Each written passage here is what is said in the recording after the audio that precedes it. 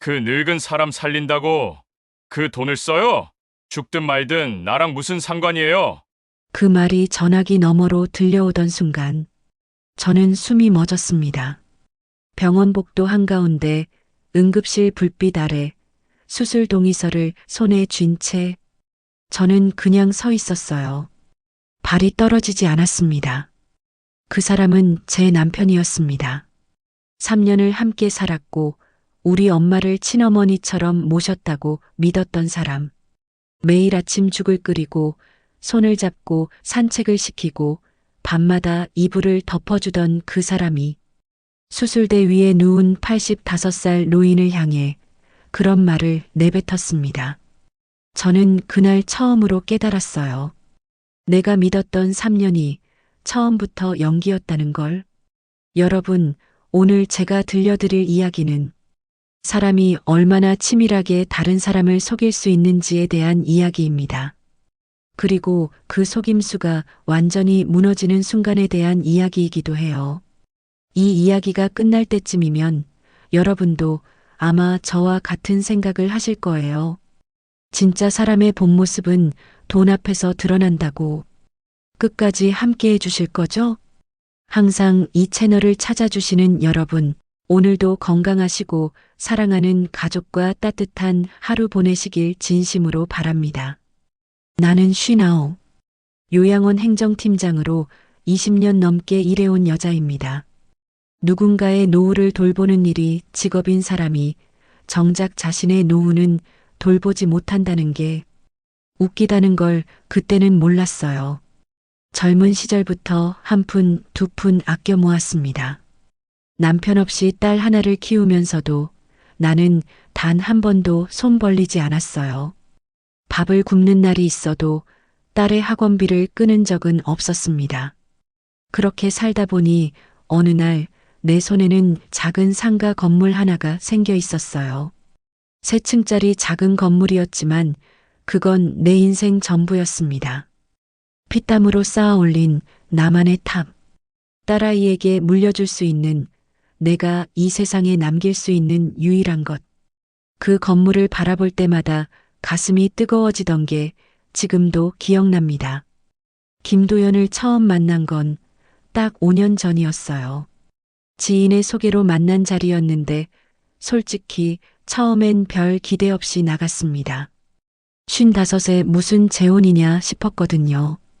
그런데 그 사람은 달랐어요. 말투가 부드러웠고 눈을 맞추며 이야기를 들어줬습니다. 잘난 척도 없었고 억지로 웃음을 만들지도 않았어요. 그냥 편안한 사람이었습니다. 전직 보험 설계사로 일했다고 했어요. 지금은 쉬고 있다고, 작은 사업을 준비 중이라고 했죠. 그때 그 말이 조금 마음에 걸리긴 했어요. 무직이라는 건가. 하지만 그 다음에 일어난 일들이 그 걱정을 완전히 지워버렸습니다. 우리 엄마를 처음 만난 날이었어요. 엄마는 그때 이미 치매 초기 진단을 받으신 상태였습니다. 기억이 가끔 흐려지고 낯선 사람 앞에서 불안해하시는 분이셨어요. 그런데 도연이가 엄마 손을 잡으며 이렇게 말하는 거예요. 어머님, 제가 왔습니다. 오늘 날씨가 좋으니까 조금 있다 같이 나가요. 엄마가 처음 보는 사람인데도 금방 웃으셨어요. 그 장면을 보는데 나는 속으로 울었습니다. 이 사람 진짜구나.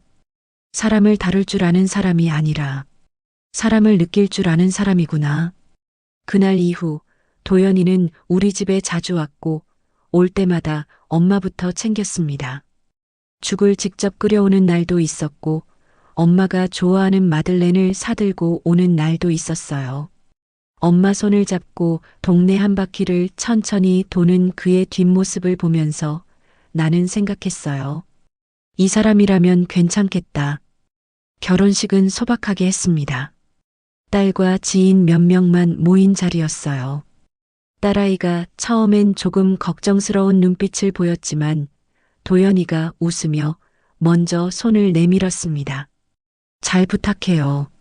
내가 열심히 할게. 딸도 그날 웃었어요. 결혼 후에도 도연이는 한결같았습니다. 아침마다 엄마 약을 챙겼고 내가 야근하는 날엔 혼자 엄마 저녁을 준비했어요. 화장실 가는 걸 힘들어 하시는 엄마를 부축하는 일도 한 번도 싫은 티 없이 했습니다. 요양원 동료들도 다들 부러워했어요. 서윤 씨, 진짜 복 받으셨다. 저런 남편은 세상에 없어요. 나도 그렇게 믿었습니다. 아니, 그렇게 믿고 싶었던 건지도 몰라요. 혼자 버텨온 세월이 너무 길었으니까. 누군가가 내 옆에 있어 준다는 것만으로도 나는 충분히 흔들릴 수 있는 사람이었으니까요. 그렇게 2년이 흘렀습니다. 집안에는 평온이 있었고 엄마는 안정적으로 지내셨어요. 딸아이도 이제는 도연이를 자연스럽게 받아들였고 명절이면 함께 음식을 준비하기도 했습니다. 나는 그 풍경을 보면서 오랜만에 마음 한켠이 채워지는 느낌을 받았어요. 이제야 사람답게 사는 것 같다. 그 생각이 얼마나 오래가지 못할지 그때의 나는 전혀 알지 못했습니다. 처음에는 정말 아무것도 아닌 것처럼 보였습니다. 누군가 물어봤다면 나는 아마 웃으며 손을 저었을 거예요. 그냥 피곤한 거겠지. 사람이 항상 똑같을 순 없잖아요. 그렇게 스스로를 달랬습니다. 하지만 지금 돌아보면 그때 이미 알았어야 했어요. 변화는 아주 작은 것들에서 먼저 왔습니다. 도연이가 엄마 방에 들어가는 횟수가 줄었어요. 하루에 서너 번씩 들여다보던 사람이 어느 날부터는 아침에 한 번, 그것도 문만 살짝 열었다 닫는 정도가 됐습니다.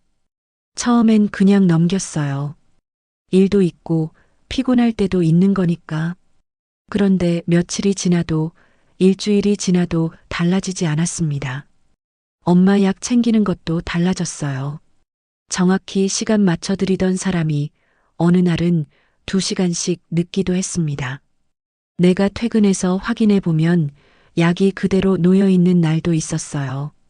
여보, 엄마 약 오늘 못 챙겼어요? 아, 깜빡했어. 내가 오늘 좀 바빴잖아. 그는 미안한 기색도 없이 TV를 보며 대답했습니다. 나는 그 뒷모습을 바라보다가 조용히 엄마 방으로 갔어요.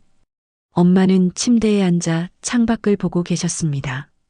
저녁을 드셨는지 확인하니 식판에 밥이 절반 넘게 남아 있었어요. 엄마, 밥 왜 안 드셨어요? 엄마는 잠시 나를 보시더니 작은 목소리로 말씀하셨어요. 도연이가 안 왔어. 그 한마디가 가슴에 콕 박혔습니다.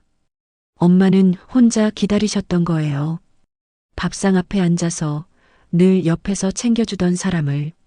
나는 엄마 손을 잡고 남은 밥을 떠드리면서 속으로 생각했어요. 뭔가 달라지고 있어. 그 무렵 도연이에 대해 조금 더 이상한 것들이 눈에 들어오기 시작했습니다. 밤늦게 들어오는 날이 잦아졌어요. 처음엔 친구를 만났다고 했고 그 다음엔 사업 미팅이 있었다고 했고 어느 날엔 아무 말도 없이 새벽에 들어왔습니다. 옷에서 낯선 향수 냄새가 났어요. 여자 향수였습니다. 나는 아무 말도 하지 않았어요. 물어보면 분명히 변명을 늘어놓을 거라는 걸 알았으니까. 대신 카드 내역을 살펴봤습니다. 이해할 수 없는 지출들이 보였어요. 고급 레스토랑, 호텔, 꽃집. 나는 그 내역을 한참 들여다보다가 조용히 핸드폰을 내려놨습니다. 아직은 확신할 수 없었으니까. 아직은 아니길 바랐으니까. 그러던 어느 저녁이었어요. 나는 퇴근하고 들어와 저녁 준비를 하고 있었고 도연이는 소파에 앉아 있었습니다. 그때 문득 내 입에서 말이 나왔어요. 오래 생각해온 말이었습니다. 여보, 나 그 건물 딸 명의로 이전하려고요. 그 순간이었어요. 도연이의 눈빛이 변했습니다. 아주 짧은 순간이었어요. 0.5초도 안 됐을 거예요. 하지만 나는 놓치지 않았습니다. 분명히 봤어요. 웃고 있던 눈이 차갑게 가라앉는 것을. 그래, 그는 짧게 말하고 다시 TV로 시선을 돌렸어요. 더 이상 아무 말도 하지 않았습니다. 그날 밤 나는 오래 잠을 이루지 못했어요. 천장을 바라보며 계속 생각했습니다. 저 눈빛이 뭔지, 왜 저 한마디에 저렇게 굳어졌는지, 그리고 내가 지금 이 사람의 무엇을 모르고 있는 건지. 불안은 조용했습니다. 소리를 지르지도 않았고 눈물이 나지도 않았어요. 그냥 가슴 한켠에 조용히 자리를 잡았습니다. 마치 처음부터 거기 있었던 것처럼. 다음 날부터 도연이는 완전히 달라졌습니다. 엄마 방에는 아예 들어가지 않았어요. 아침 인사도 없어졌고 식탁에서 눈을 마주치지도 않았습니다. 어느 날 내가 먼저 말을 걸었어요. 엄마 약 좀 부탁해요. 나 오늘 늦을 것 같아서. 그가 대답했습니다. 치매 걸린 노인한테 뭘 그렇게 정성을 쏟아요. 나는 그 말을 듣고 한동안 움직이지 못했어요. 냉장고 손잡이를 잡은 채 그냥 서 있었습니다. 이 사람 입에서 저 말이 나왔다는 게 믿기지 않았어요. 불과 얼마 전까지 직접 죽을 끓이던 사람이, 손을 잡고 산책을 시키던 사람이, 나는 그날 세무사 진호에게 문자를 보냈습니다. 형부, 시간 되면 한번 봐요. 박진호 세무사는 50년 지기 오빠 친구예요. 나의 자산을 처음부터 함께 설계해온 사람이고 누구보다 내 상황을 잘 아는 사람입니다. 그가 문자로 답했어요. 알았어. 이번 주 금요일. 나는 핸드폰을 내려놓고 엄마 방으로 갔습니다. 엄마는 주무시고 계셨어요. 작고 가늘어진 손이 이불 밖으로 나와 있었습니다. 나는 그 손을 살며시 이불 안으로 넣어드리고 엄마 얼굴을 한참 바라봤어요. 엄마, 내가 지킬게요. 소리 없이 그렇게 말했습니다. 그날 밤 나는 처음으로 한 가지를 결심했습니다. 더 이상 모른 척하지 않겠다고, 보이지 않는 척하지 않겠다고, 그리고 만약 내 예감이 맞다면 나는 절대로 당하지 않겠다고. 사람의 본 모습이 드러나는 데는 그리 오랜 시간이 걸리지 않습니다. 한 겹 한 겹, 천천히 벗겨지는 것 같지만 어느 순간 보면 이미 다 벗겨져 있어요. 나는 그걸 너무 늦게 알았습니다. 아니, 알면서도 인정하고 싶지 않았던 건지도 몰라요. 건물 이야기를 꺼낸 이후 도연이의 태도는 날이 갈수록 노골적으로 변해갔습니다. 처음엔 말수가 줄었어요. 그 다음엔 표정이 사라졌고, 그 다음엔 집안에 있어도 없는 사람처럼 굴었습니다. 아침에 눈을 떠도 인사가 없었고, 밥상에 마주 앉아도 핸드폰만 들여다봤어요. 내가 말을 걸면 짧게 대답하거나 아예 듣지 못한 척 했습니다. 그 침묵이 어떤 말보다 더 크게 들렸어요. 이 사람은 지금 나에게 화가 난 게 아니야. 잃을 것이 생겼다고 계산하고 있는 거야. 엄마는 그 변화를 누구보다 먼저 느끼셨어요. 치매가 있으셔도 감정만큼은 정확하게 읽으시는 분이었거든요. 어느 날 저녁 내가 엄마 방에 들어갔을 때였습니다. 엄마가 문 쪽을 바라보며 조용히 물으셨어요. 도연이 나 싫어졌나? 나는 웃으며 손을 저었습니다. 무슨 말씀이에요, 엄마? 요즘 바쁜 거예요. 하지만 엄마는 고개를 끄덕이지 않으셨어요. 그냥 다시 창밖을 바라보셨습니다. 그 눈빛이 너무 쓸쓸해서 나는 엄마 방을 나오다가 잠깐 문 앞에 멈춰 섰어요. 눈물이 나올 것 같았지만 참았습니다. 아직은 울면 안 됐습니다. 도연이가 처음으로 돈 이야기를 꺼낸 건 그로부터 며칠 뒤였습니다. 저녁을 먹고 난 뒤였어요. 그가 뜬금없이 말했습니다. 나 사업 쪽으로 다시 알아보고 있어. 초기 자금이 좀 필요할 것 같아. 나는 조용히 물었어요. 얼마나요? 한 5천만 원 정도. 나는 밥그릇을 내려놓고 그를 바라봤습니다. 5천만 원. 적은 돈이 아니었어요. 무슨 사업인데요? 아직 세부적으로 정리 중이야. 일단 자금이 먼저야.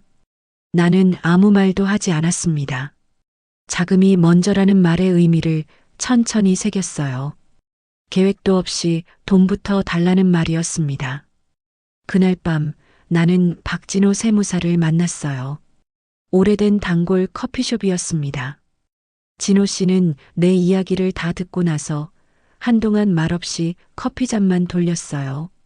그리고 조용히 입을 열었습니다. 서윤 씨, 나 사실 처음부터 좀 걱정했어.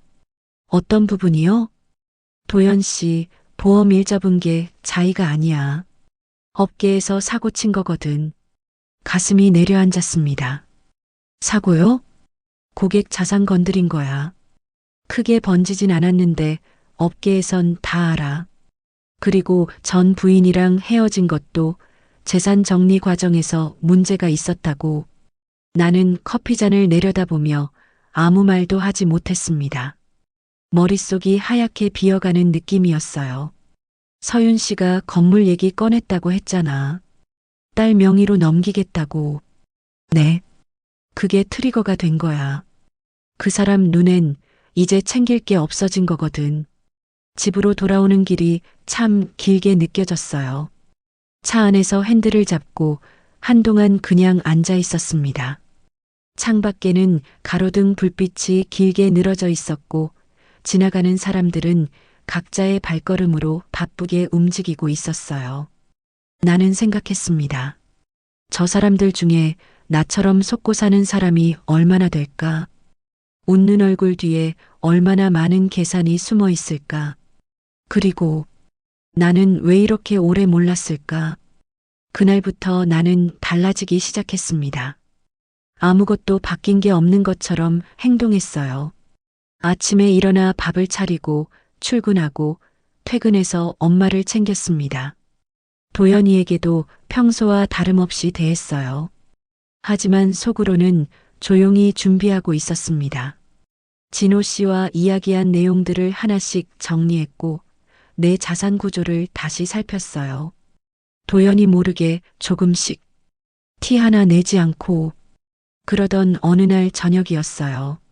도연이가 퇴근한 나에게 대뜸 말했습니다. 서윤 씨, 나 오늘 친구 만나고 올게. 이름도 어디서 만나는지도 몇 시에 들어오는지도 말하지 않았습니다. 그냥 나가려는 그에게 나는 조용히 물었어요. 늦어요? 모르지. 그리고 현관문이 닫혔습니다. 나는 거실에 혼자 앉아 한참 그 닫힌 문을 바라봤어요.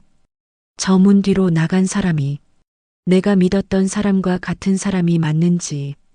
그날 밤 11시가 넘어 들어온 도연이의 옷에서는 또 그 향수 냄새가 났습니다. 나는 아무 말도 하지 않았어요. 침실 불을 끄고 누워 천장을 바라봤습니다. 옆에서 아무렇지 않게 잠드는 소리가 들렸어요. 저 사람은 지금 아무렇지도 않구나. 나는 그 생각과 함께 딱 하나를 더 결심했습니다. 더 이상 시간을 낭비하지 않겠다고. 내가 먼저 움직여야 한다고. 요양원에서 20년 넘게 일하면서 나는 한 가지를 배웠습니다. 사람은 끝까지 버텨야 할 때와 놓아야 할 때가 있다는 것. 그리고 그 두 가지를 구분하는 능력이야말로 진짜 살아남는 힘이라는 것을 나는 이제 놓아야 할 때가 왔다는 걸 알았습니다. 하지만 그 전에 한 가지를 반드시 마무리해야 했어요. 그날은 평범한 화요일이었습니다. 특별한 예감 같은 건 없었어요. 아침에 출근했고 점심은 구내식당에서 혼자 먹었고 오후엔 입소자 서류를 정리했습니다. 퇴근할 때는 마트에 들러 엄마가 좋아하시는 단호박을 샀어요. 오늘은 죽을 끓여드려야지 그런 생각을 하면서 그렇게 집에 들어섰을 때였습니다. 거실이 이상하리만큼 조용했어요. TV도 꺼져 있었고 부엌에서도 아무 소리가 나지 않았습니다. 도연이 차가 주차장에 있었으니 집에 있을 텐데 나는 장바구니를 내려놓고 엄마 방 쪽으로 걸어갔습니다. 문이 조금 열려 있었어요. 살짝 밀었습니다. 그 순간 숨이 멎었습니다. 엄마가 바닥에 쓰러져 계셨어요. 침대 옆 바닥이었습니다. 몸을 웅크린 채로 미동도 없이 엄마, 나는 소리를 지르며 달려갔어요. 엄마 어깨를 잡고 흔들었습니다. 엄마, 눈 떠봐요, 엄마. 숨은 있었어요. 가쁘고 얕았지만 끊어지지는 않았습니다.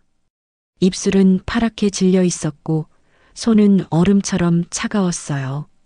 나는 떨리는 손으로 119에 전화를 걸었습니다.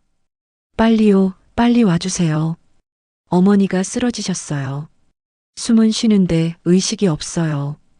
제발 빨리요. 구급차를 기다리는 시간이 그렇게 길게 느껴진 적이 없었습니다.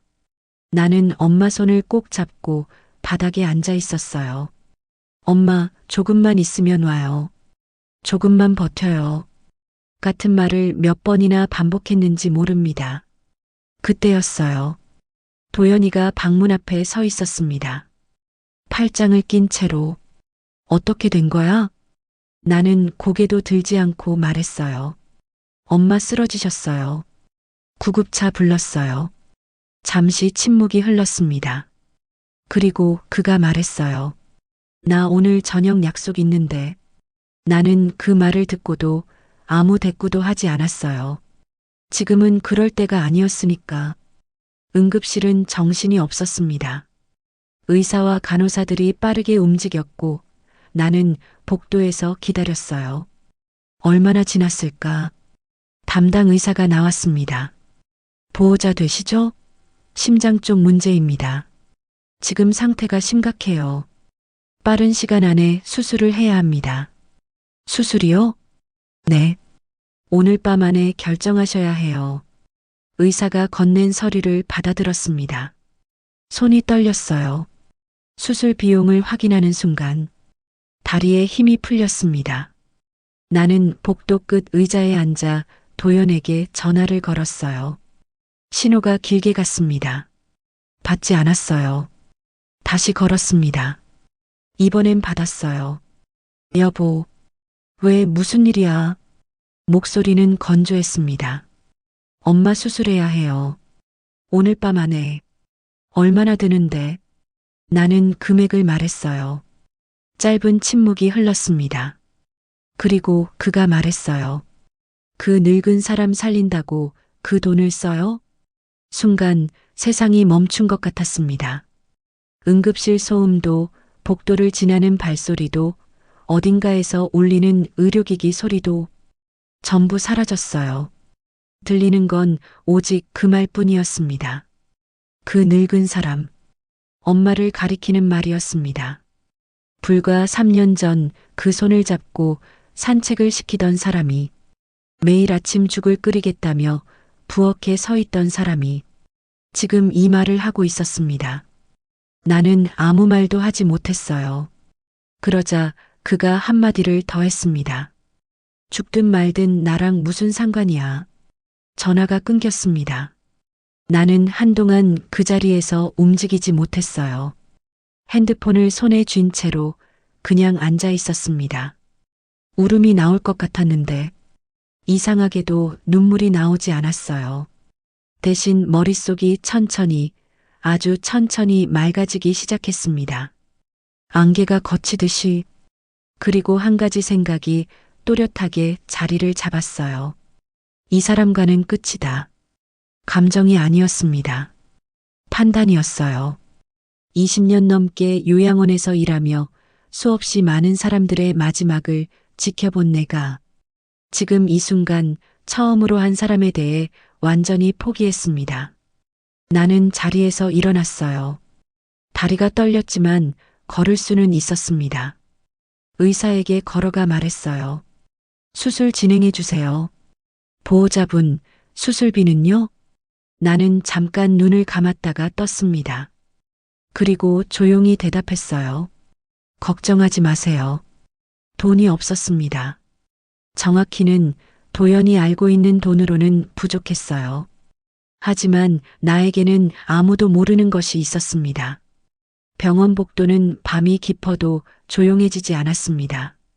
어딘가에서 누군가의 울음소리가 들렸고 링거줄을 끌며 걷는 노인의 발소리가 복도를 채웠어요.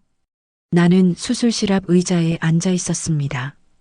등받이에 기대지도 않고 그냥 허리를 세운 채로 핸드폰은 가방 안에 넣어뒀어요. 더 이상 도연에게 연락할 생각이 없었으니까. 그때 가방 안에서 진동이 울렸습니다. 도연인가 싶었는데 아니었어요. 박진호 세무사였습니다. 서윤 씨, 나야. 지금 어때요? 목소리만 들었는데 이상하게 눈물이 차올랐습니다.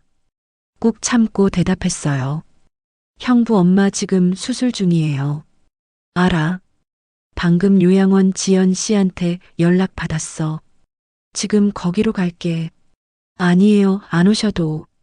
가고 있어. 전화가 끊겼어요. 나는 핸드폰을 무릎 위에 올려놓고 처음으로 크게 숨을 내쉬었습니다. 30분쯤 지났을까요? 진호 씨가 종이컵 2개를 들고 복도 끝에서 걸어왔어요. 말없이 옆에 앉아 커피를 건넸습니다. 나는 받아들고 한 모금 마셨어요. 따뜻했습니다. 한동안 아무 말도 하지 않았어요. 그냥 나란히 앉아서 수술실 불빛을 바라봤습니다. 그러다 진호 씨가 먼저 입을 열었어요. 도연 씨한테 전화했어요? 네. 뭐래요? 나는 잠깐 머뭇거리다가 그대로 말했습니다. 죽든 말든 자기랑 무슨 상관이냐고요. 진호 씨가 아무 말도 하지 않았어요. 그냥 커피잔을 두 손으로 감싸 쥐었습니다. 그 침묵이 어떤 말보다 더 많은 걸 담고 있었어요. 한참 후에 그가 말했습니다. 서윤 씨, 나한테 잠깐 맡겨봐요. 무슨 말이에요? 그는 가방에서 서류 봉투 하나를 꺼냈어요. 두꺼운 봉투였습니다. 3년 전에 서윤 씨가 나한테 부탁한 거 기억해요? 나는 고개를 갸웃했어요. 혹시 모를 상황에 대비해서 자산 일부를 따로 분산해 두자고 했잖아요. 그때 서윤 씨가 동의했고 그제야 기억이 났습니다. 3년 전 재혼하기 전이었어요. 진호 씨가 조심스럽게 말을 꺼냈어요. 재혼하면 자산이 복잡해질 수 있으니까 만약을 위해 따로 빼두는 게 좋겠다고. 그때 나는 별 생각 없이 동의했었습니다. 그게 이렇게 중요한 순간에 쓰일 줄은 그때는 몰랐어요. 진호 씨가 봉투를 내밀었습니다. 열어봐요. 나는 떨리는 손으로 봉투를 열었어요. 안에는 통장 사본과 서류 몇 장이 들어 있었습니다. 잔액을 확인하는 순간 나는 숨을 멈췄어요. 수술비를 내고도 남을 금액이었습니다. 도연이가 전혀 모르는 돈이었어요. 내 이름으로 내가 만든 내 돈. 이걸로 수술비 내요. 진호 씨의 목소리는 조용하지만 단호했습니다. 그리고 서윤 씨, 이제 슬슬 준비해야 해요. 나는 고개를 들어 그를 바라봤어요. 무슨 준비요? 끝낼 준비. 그 말이 공기 중에 조용히 내려앉았습니다. 나는 아무 말도 하지 않았어요. 대신 천천히 고개를 끄덕였습니다. 수술은 4시간이 걸렸어요. 나는 그 시간 동안 한 번도 자리를 뜨지 않았습니다. 진호 씨도 함께 있어줬어요. 새벽 2시가 넘어서야 수술실 문이 열렸고 의사가 나왔습니다. 수술 잘 됐습니다. 경과 보면서 지켜봐야 하지만 고비는 넘겼어요. 나는 그 자리에서 눈을 감았어요. 안도감이 전신으로 퍼졌습니다. 다리에 힘이 풀려 의자에 주저앉았어요. 진호 씨가 등을 가만히 두드려줬습니다. 아무 말도 하지 않았어요. 그냥 그 손의 온기만으로 충분했습니다. 수술비는 그날 밤 바로 납부했습니다. 도연에게는 알리지 않았어요. 엄마가 살았다는 것도 수술이 잘 됐다는 것도 그 사람은 알 자격이 없었으니까. 다음 날 아침 나는 중환자실 유리창 너머로 엄마를 바라봤습니다. 온몸에 줄이 연결되어 있었고 얼굴은 창백했어요. 하지만 숨을 쉬고 있었습니다. 그것만으로 나는 충분했어요. 유리창에 손을 갖다 댔습니다. 엄마, 나왔어요. 소리는 닿지 않았겠지만 엄마의 손가락이 아주 미세하게 움직이는 것 같았어요. 그 순간 나는 눈물을 닦으며 생각했습니다. 이제부터는 내가 할 차례야. 집으로 돌아온 건 아침 6시였어요. 도연은 자고 있었습니다. 나는 조용히 세면을 하고 밥을 차리고 출근 준비를 했어요. 아무 일도 없었던 것처럼. 하지만 속으로는 이미 움직이고 있었습니다. 진호 씨와 나눈 이야기를 하나씩 정리했어요. 자산보호 절차, 법적 대응 방향, 증거 수집 방법. 나는 요양원 행정팀장으로 20년을 일한 사람입니다. 서류를 다루고 기록을 정리하고 절차를 밟는 일이라면 누구보다 잘 알았어요. 그리고 이번엔 나 자신을 위해 그 능력을 쓸 때였습니다. 도연은 아침 식탁에서 아무 말도 하지 않았어요. 어머니 얘기도 어젯밤 얘기도 묻지 않았습니다. 그저 밥을 먹고 핸드폰을 보다가 자리에서 일어났어요. 현관문이 닫히는 소리를 듣고 나서야 나는 천천히 숨을 내쉬었습니다. 그리고 혼잣말처럼 중얼거렸어요. 이제 시작이야. 보름이 흘렀습니다. 그 보름 동안 나는 아무것도 바뀌지 않은 것처럼 살았어요. 아침에 일어나 밥을 차리고 출근하고 퇴근해서 병원에 들렀다가 집으로 돌아왔습니다. 도연이와는 같은 집에 살면서도 거의 말을 섞지 않았어요. 그가 먼저 말을 걸 때만 짧게 대답했고 나머지 시간엔 그냥 각자의 공간에 있었습니다. 이상하게도 불편하지 않았어요. 오히려 조용했습니다. 마치 이미 끝난 관계처럼. 엄마는 중환자실에서 일반 병실로 옮겨졌습니다. 수술 경과가 생각보다 좋았어요. 의사는 나이에 비해 회복력이 놀랍다고 했습니다. 나는 그 말을 듣고 속으로 생각했어요. 엄마는 원래 강한 분이야.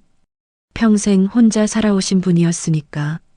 나를 혼자 키우시면서도 단 한 번도 힘들다는 말을 하지 않으셨던 분이었으니까.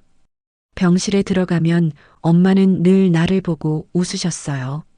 서윤아, 오늘은 좀 어때? 항상 나를 먼저 걱정하셨습니다.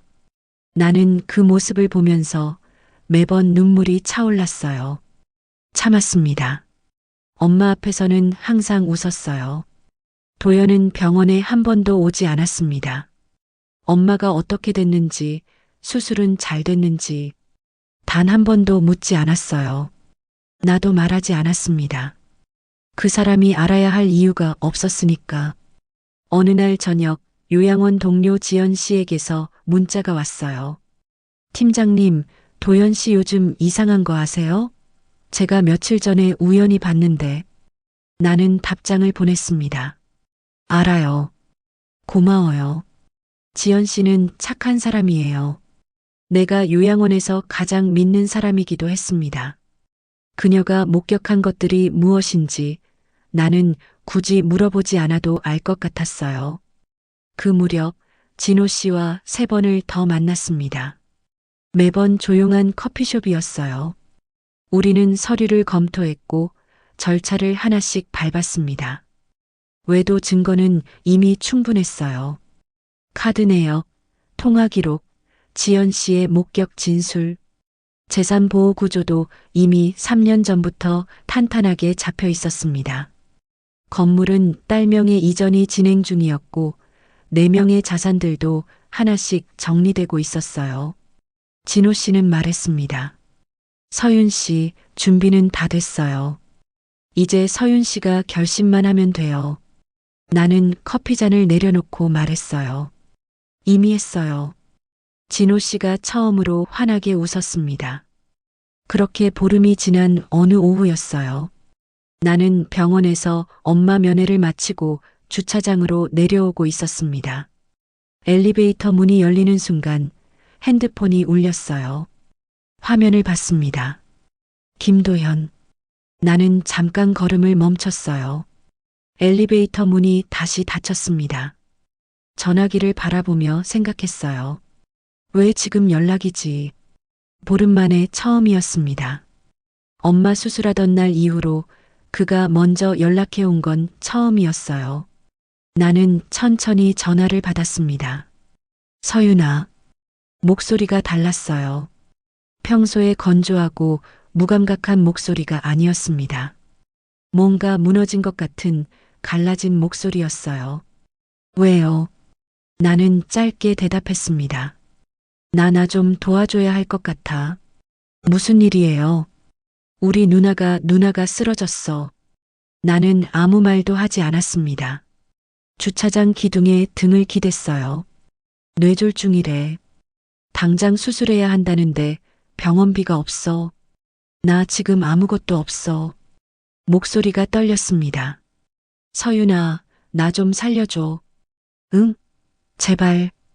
그 목소리를 들으면서 나는 이상하게도 아무 감정이 움직이지 않았어요. 분노도 슬픔도 연민도 그냥 조용했습니다. 머릿속이 맑은 날 호수처럼 잔잔했어요. 서윤아, 듣고 있어? 나 진짜 급해. 지금 병원에 있는데 돈이 없다고. 내가 도와주지 않으면 누나가. 나는 천천히 눈을 감았다가 떴습니다. 그리고 기억했어요.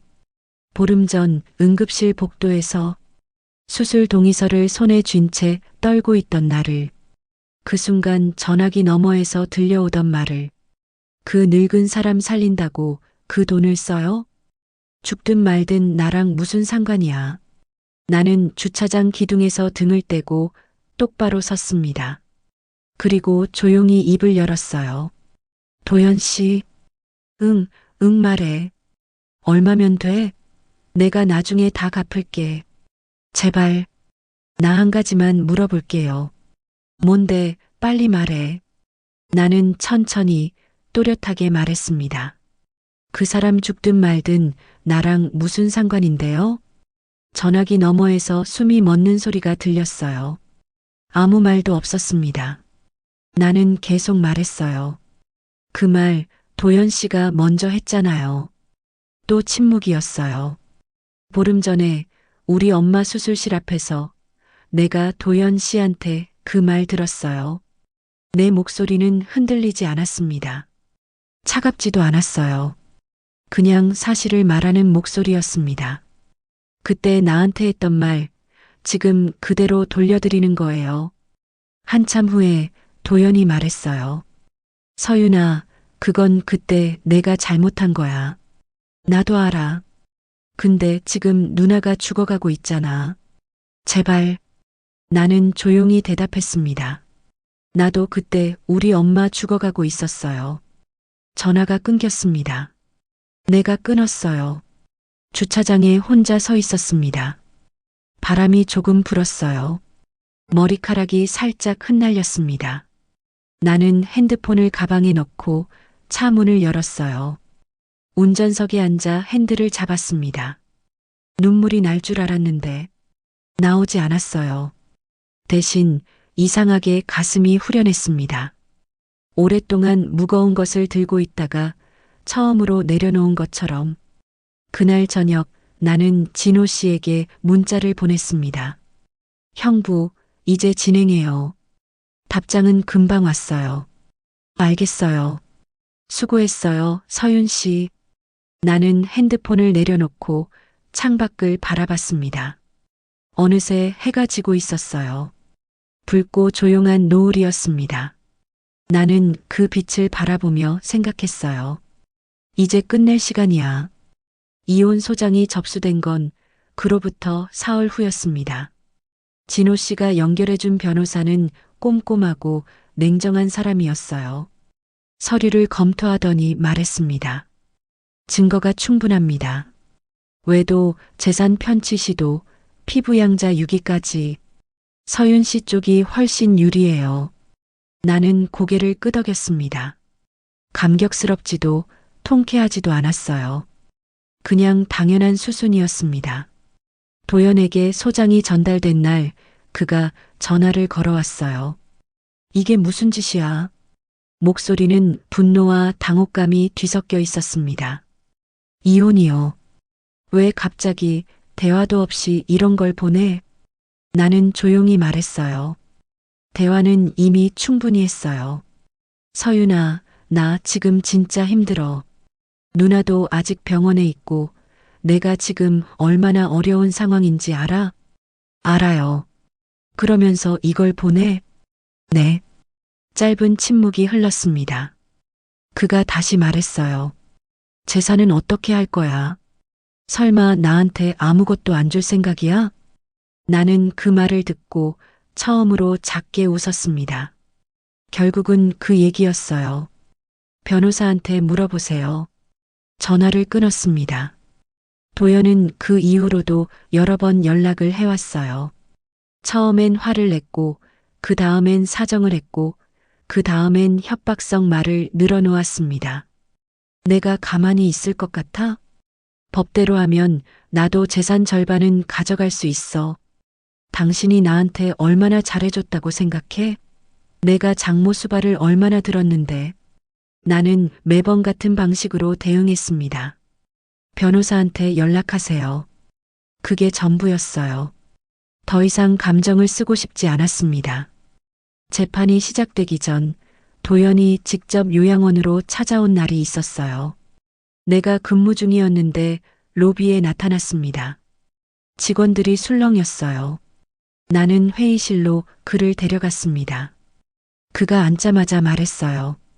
서윤 씨, 우리 그냥 합의하자. 조용히 끝내자고. 나는 맞은편에 앉아 그를 바라봤습니다.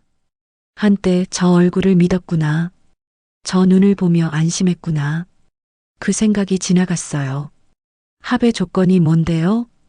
건물 지분 30%만 줘. 그럼 내가 아무것도 안 따질게. 나는 잠시 그를 바라보다가 말했습니다. 도연 씨, 그 건물은 이미 제 딸 명의예요.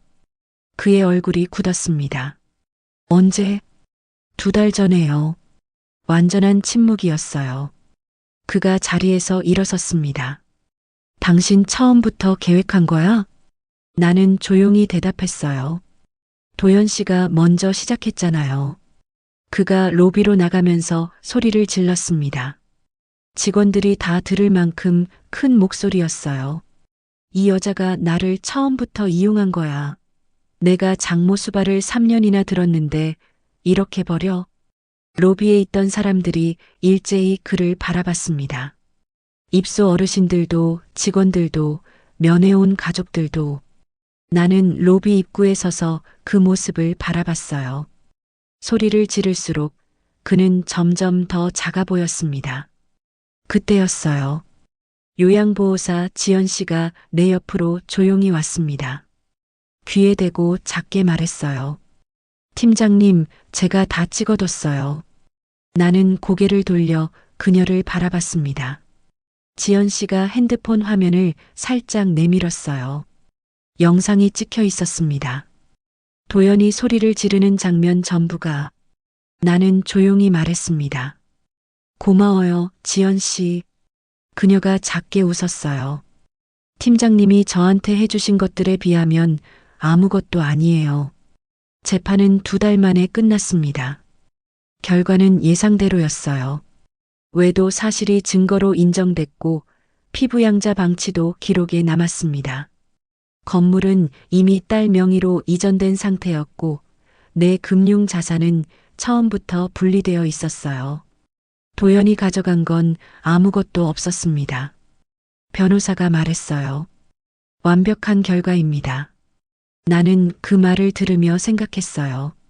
완벽하다는 말이 이렇게 공허하게 들릴 줄은 몰랐습니다. 기쁘지 않았어요. 통쾌하지도 않았습니다. 그냥 끝났구나. 그 생각뿐이었어요. 도연이 요양원 앞에서 소란을 피운 영상은 얼마 지나지 않아 퍼졌습니다. 지인들 사이에 돌았고 그의 가족들 귀에도 들어갔어요. 그의 누나 김미숙 씨가 나에게 직접 연락을 해왔습니다. 서윤 씨, 제가 다 알았어요. 정말 죄송합니다. 목소리가 떨렸어요. 동생이 잘못한 거 맞아요. 제가 변명할 말이 없어요. 나는 잠시 침묵하다가 말했습니다. 미숙 씨 잘못이 아니에요. 그래도 미숙 씨 몸은 좀 어때요? 그녀가 말을 잇지 못했어요. 나는 조용히 덧붙였습니다. 빨리 나으세요. 전화를 끊었어요. 도연은 결국 모든 것을 잃었습니다. 재산도, 체면도, 가족의 신뢰도, 그의 누나마저 등을 돌렸다는 이야기가 들려왔어요. 그가 지금 어디서 무엇을 하는지 나는 알지 못합니다. 알고 싶지도 않았어요. 그 사람은 이미 내 인생에서 완전히 지워진 사람이었으니까. 재판이 끝난 날 저녁 나는 병원에 갔습니다. 엄마는 이제 일반 병동에서 회복 중이셨어요. 병실에 들어가니 엄마가 침대에 앉아 창밖을 보고 계셨습니다. 내 발소리를 듣고 고개를 돌리셨어요. 서윤아, 네 엄마. 오늘 얼굴이 좀 다르네. 나는 엄마 옆에 앉으며 물었어요. 어떻게 달라요? 엄마가 천천히 웃으셨습니다. 한결 가벼워 보여. 나는 엄마 손을 꼭 잡았어요. 아무 말도 하지 않았습니다. 그냥 그 손의 온기를 느꼈어요. 봄이 왔습니다. 겨울 내내 앙상하던 나무들이 조금씩 초록을 올리기 시작했어요. 병원 정원에도, 요양원 마당에도, 내가 매일 걷는 골목길에도 세상은 아무 일도 없었다는 듯이 그냥 다시 봄이 됐습니다. 사람 일이란 게 참 그렇더라고요. 내 안에서 그렇게 많은 것이 무너지고 다시 쌓이는 동안에도 계절은 그냥 제 할 일을 했어요. 엄마는 퇴원하셨습니다. 병원에서 2달을 계시다가 드디어 집으로 돌아오셨어요. 퇴원하는 날 엄마는 병원 정문을 나서면서 깊게 숨을 들이마셨습니다. 아, 바깥 공기가 이렇게 좋았나? 나는 엄마 팔짱을 끼고 나란히 걸었어요. 엄마 걸음이 예전보다 느려지셨지만 옆에서 느껴지는 온기는 그대로였습니다. 엄마, 이제 어디 가고 싶어요? 엄마가 잠깐 생각하시더니 말씀하셨어요. 밥 먹으러 가자. 된장찌개. 나는 웃음이 터졌어요. 그게 제일 먼저예요? 병원 밥이 얼마나 맛이 없었는지 알아? 우리는 나란히 웃으면서 주차장을 걸었습니다. 오랜만에 느끼는 웃음이었어요. 억지로 만들지 않아도 되는, 그냥 자연스럽게 나오는. 집은 조용했습니다. 도연이 나간 자리가 비어 있었지만 이상하게도 더 넓고 편안하게 느껴졌어요. 무거운 공기가 사라진 것 같았습니다. 엄마는 당신 방에 들어가시더니 한참 만에 나오셨어요. 서윤아. 네, 엄마. 이 집이 이렇게 좋은 집이었나? 나는 아무 말도 하지 않았어요. 그냥 엄마 어깨를 살며시 감쌌습니다. 요양원에도 변화가 생겼어요. 원장님이 나를 부르셨습니다. 서윤 씨, 우리 이번에 분원 하나 더 내려고 해요. 운영 총괄을 맡아줄 수 있겠어요? 나는 잠시 생각했습니다. 20년 동안 행정팀장으로만 살았어요. 늘 누군가의 아래에서 시키는 일을 잘 해내는 사람이었습니다. 하지만 이제는 달라도 괜찮을 것 같았어요. 해볼게요. 원장님이 환하게 웃으셨습니다. 서윤 씨가 맞다고 생각했어요. 이 일은 서윤 씨밖에 없어. 나는 고개를 숙이며 말했습니다. 열심히 하겠습니다. 그 말이 이렇게 가볍게 나온 적이 없었어요. 무게가 달랐습니다. 짐이 아니라 날개 같은 말이었어요. 딸아이가 주말에 왔습니다. 건물명의 이전이 완료됐다는 서류를 가져왔어요. 테이블에 앉아 서류를 확인하는데 딸이 말했습니다. 엄마, 이거 진짜 엄마 거야. 엄마가 만든 거잖아. 나는 서류를 내려다보며 말했어요. 이제 내 거야. 아니, 엄마 살아있는 동안은 엄마 거지. 딸이 내 손 위에 자기 손을 얹었습니다. 엄마, 나 엄마한테 미안해. 왜? 진작에 말렸어야 했는데. 그 사람이 처음부터 좀 이상했거든. 근데 엄마가 행복해 보이니까 나는 딸의 손을 꼭 쥐었어요. 됐어. 엄마도 몰랐는걸. 엄마 이제 괜찮아? 나는 잠깐 창밖을 바라봤습니다. 봄 햇살이 유리창을 통해 조용히 들어오고 있었어요. 응, 이제 진짜 괜찮아. 어느 토요일 오전이었습니다. 나는 엄마와 함께 요양원 정원에 앉아 있었어요. 작은 나무 테이블이었고 따뜻한 보리차 두 잔이 놓여 있었습니다. 엄마는 볕이 드는 쪽으로 얼굴을 향하고 계셨어요. 눈을 반쯤 감은 채로 그냥 햇살을 받고 계셨습니다.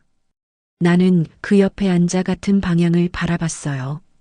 바람이 조금 불었고 나무 사이로 새소리가 들렸습니다. 아무 말도 하지 않았어요. 그냥 이 순간이 좋았습니다. 가끔 그때를 생각해요. 응급실 복도에서 수술 동의서를 손에 쥔 채 떨고 있던 나를, 전화기 너머에서 그 말을 듣던 순간을, 주차장 기둥에 등을 기대고 조용히 그 말을 되돌려주던 밤을, 그 모든 순간이 지금의 나를 만들었다는 걸 압니다. 부서지지 않으려고 버텼던 게 아니었어요. 부서지면서도 다시 일어나는 법을 배웠던 거였습니다. 요양원에서 20년을 일하면서 수없이 많은 어르신들의 마지막을 지켜봤어요. 그분들이 가장 많이 하시는 말이 있었습니다. 살면서 제일 후회되는 게 뭔지 알아요? 남 눈치 보다가 내 인생 못 산 거예요. 그 말이 이제야 진짜로 들립니다. 나는 평생 누군가를 위해 살았어요. 딸을 위해, 엄마를 위해, 남편을 위해. 그게 나쁜 건 아니었습니다. 하지만 이제는 나를 위해서도 살 수 있다는 걸 알았어요. 엄마가 문득 말씀하셨습니다. 서윤아, 네 엄마, 너 요즘 얼굴이 참 좋다. 나는 보리차를 한 모금 마시며 말했어요. 그래요? 응. 오래간만에 보는 얼굴이야. 어떤 얼굴이요? 엄마가 천천히 웃으셨어요. 내 얼굴. 그 한마디가 가슴 깊은 곳까지 내려왔습니다. 내 얼굴. 오랫동안 잃어버리고 살았던 누군가의 아내로, 누군가의 엄마로, 누군가의 직원으로만 살다가 어느 순간 어디에도 없어져 버렸던 그 얼굴. 이제야 찾은 것 같았어요. 나는 조용히 생각했습니다. 앞으로의 시간은 내가 원하는 대로 살겠다고. 더 이상 누군가의 계산 안에 들어가지 않겠다고. 내가 번 돈은 내가 지키고, 내가 사랑하는 사람은 내가 선택하고, 내가 걷는 길은 내가 정하겠다고. 그게 거창한 다짐은 아니에요. 그냥, 이제는 내 인생이라는 것. 바람이 한 번 더 불었어요. 엄마가 눈을 감으셨습니다. 햇살이 우리 두 사람 위로 조용히 내려앉았어요. 나는 눈을 들어 하늘을 바라봤습니다. 파랗고 넓고 아무것도 없이 맑은 하늘이었어요. 나는 그 하늘을 보면서 처음으로 생각했습니다. 좋다. 그냥 아무 이유 없이 지금 이 순간이 좋았습니다. 여러분, 긴 이야기 끝까지 함께 해주셔서 진심으로 감사합니다. 서윤의 이야기가 여러분의 마음에 조금이라도 닿았으면 좋겠어요. 우리는 모두 살면서 한 번쯤 누군가에게 상처받고 무너질 때가 있습니다. 하지만 그 자리에서 다시 일어나는 힘은 언제나 우리 안에 있어요. 여러분 곁에 있는 소중한 분들, 오늘 꼭 한번 안아드리세요. 그리고 오늘 하루도 건강하고 따뜻하게 보내시길 진심으로 바랍니다. 이 이야기가 좋으셨다면 좋아요와 구독으로 응원해주세요. 여러분의 응원이 다음 이야기를 만드는 힘이 됩니다.